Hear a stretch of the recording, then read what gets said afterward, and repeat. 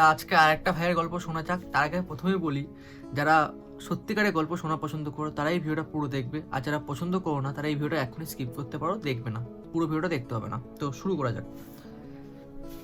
দাদা, একটা অনুরোধ আছে, আমার গল্পটা শুনবেন? আর প্লিজ আমার পরিচয়টা গোপন রাখবেন।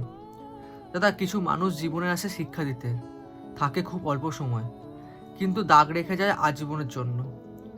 আমি ওকে চিনতাম বেশি দিন না, তবুও অদ্ভুতভাবে ও আমার দিনের সবচেয়ে আপন মানুষ হয়ে গেছিল।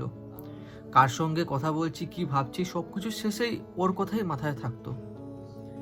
আমি কখনো ওর কাছে বড় দাবি করিনি, শুধুই চেয়েছিলাম ও যেন থেকে যায়।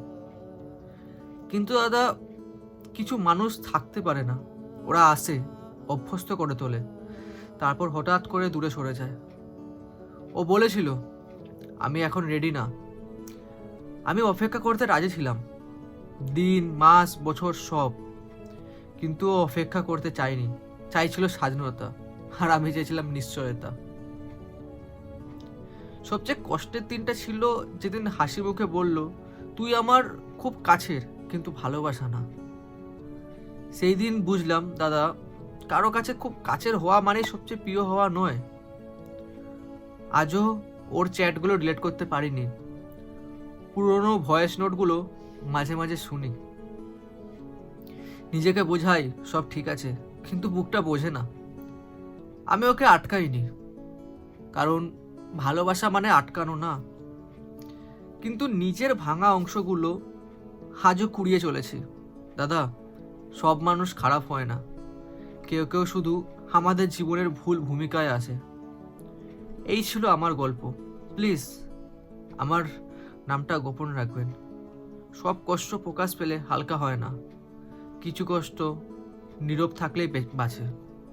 তো এটাই যে অনেকেই আছে যারা কাউকে ভালোবাসে এবং তাদের যে অপোজিট মানুষটা আছে তাদেরকে ঝুলিয়ে রাখে এক প্রকার। আর এটা সব থেকে বাজে ফিলিং, কারণ চেয়েও মানুষ কিছু করতে পারে না। সে অপোজিট মানুষটা একবার বলে না যে তোমাকে ভালোবাসে কি ভালোবাসে না, কিন্তু তোমাকে ঝুলিয়ে রাখবে, তোমাকে বলবে আমি ভেবে দেখছি, কিন্তু তার ভাবার শেষ হয় না। দিনের পর দিন সে তোমার অপছন্দের কাজ করবে, বাট তাও তার সেই জিনিসগুলো চেঞ্জ হয় না। আর তুমি পাগলের মতো দিনের পর দিন ভাববে যে ও হয়তো চেঞ্জ হবে, ও হয়তো আমার ভালোবাসা বুঝবে, ও হয়তো ভালোবাসা বুঝবে, নিজেকে কষ্ট দেবে, কষ্ট পাবে, সব কিছু সহ্য করবে, বাট তারপর দিন শেষে তুমি হার্ট হবে। কি আজব এই ভালোবাসা! কারো জীবনে যখন আসে, সঠিক মানুষ আসে, তাকে একটা স্বর্গ দেয়, আর কারো জীবনে যখন ভুল মানুষ আসে তাকে নরকের থেকেও বেদায়ক যন্ত্রণা দেয়। তো